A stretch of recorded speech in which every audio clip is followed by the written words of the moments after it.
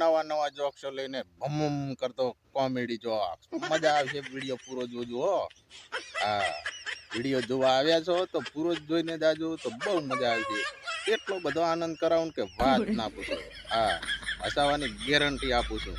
અને તમે તમારું પેટ હોય ને તો પકડી રાખજો કારણ કે નેકળી ના જાય એટલું બધું હસાવાનો છે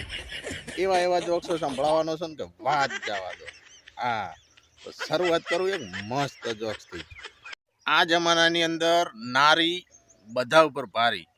હા હમણાં એક છોકરી નવી નવી પરણીને આવી સાસરિયામાં લગ્ન કર્યા 2-3 મહિના થયેલા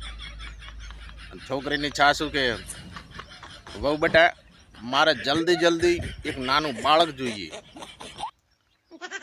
હવે અત્યારની સ્ત્રી પાછી ના પડે ભાઈ એને જવાબ આપ્યો કે સાસુમાં તમારે પહેલા ના કહેવું પડે તો હું સંગાથી એક લઈને આવત આમ શું કરવું કહો ચૂંટણી ચાલે છે તો એક જોક્સ મારી દઉં ચૂંટણી ઉપર બહુ મજા આવશે એક ગામમાં સરપંચની ચૂંટણી હાલે અને મહિલા સરપંચે ફોર્મ ભરાયું ભાઈઓ હા મહિલા સીટ હતી એટલે મારી બેટી બહુમતીથી જીતી ગઈ બોલો અને એક જ ભાષણ કર્યું ખાલી કે અડધી રાતે તમને કોઈને જરૂર પડે ને તો કે તમને હું જ કામ આવીશ ભાઈ એક ભાષણ એટલી બધી અસર કરીને બહુમતીથી જીતી ગઈ હા અને અત્યારે એ લીલા લહેર છે એક ભાઈ વળી હરખમાં આવી ગયા એટલે નોકરી કરતા એટલે ઓફિસમાં બેઠા બેઠા ફેસબુક ઉપર પોસ્ટ કરી તો પંછી બન કે ઉડતા ફેરું મસ્ત ગગન મેં અને ત્યાં ઘરે એમની પત્નીએ મોબાઈલમાં જોયું ફેસબુકમાં એટલે એમને કોમેન્ટ કરી કે ધરતી ઉપર આવો તો ધોણા લેતા આવજો આપણા ઘરે ના કે માથામાં એક કે બાલ નહીં વધવા દઉં હા સમજી દો કોઈ પણ અત્યારના ભોળા મા બાપના છોકરા કે છોકરી ગમે એટલા બગડેલી ઓલાદું હોય ને અને જ્યારે લગ્ન લોન કંકોત્રી છપાવો ને તો અંદર લખાવવું જ પડે સુપુત્ર સુપુત્રી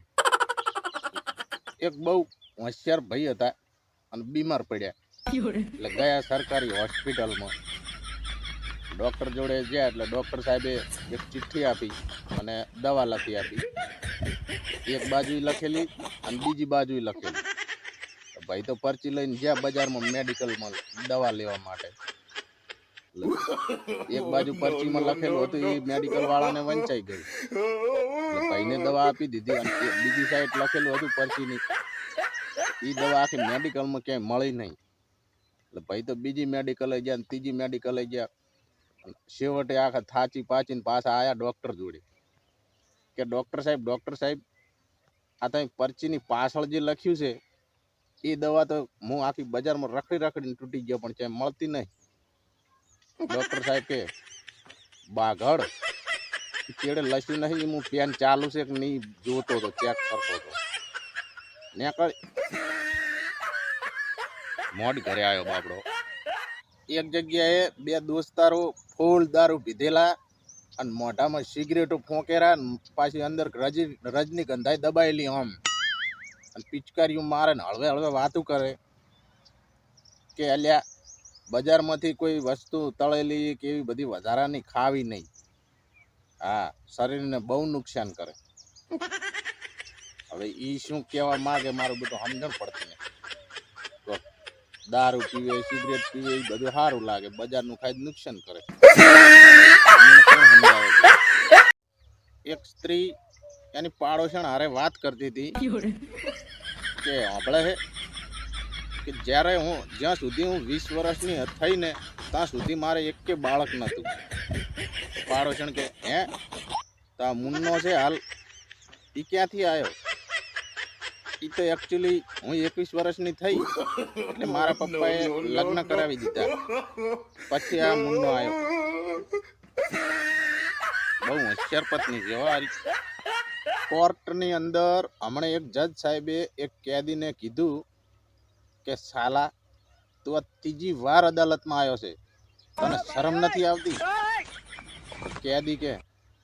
જજ સાહેબ તમે તો રોજ અહીં ગુડો છો આઈ તમારે તો ડૂબીને મરી જવું જોઈએ ને. તો મિત્રો વિડીયામાં બહુ મજા આવી હશે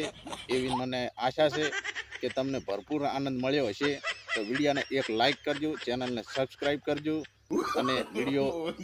જો એ બે તો આગળ શેર પણ કરજો એટલે બીજાઓ પણ આ વિડીયો જોવે તો મને થોડોક સપોર્ટ મળે અને તમે પણ સપોર્ટ આપતા રહેજો. જય માતાજી.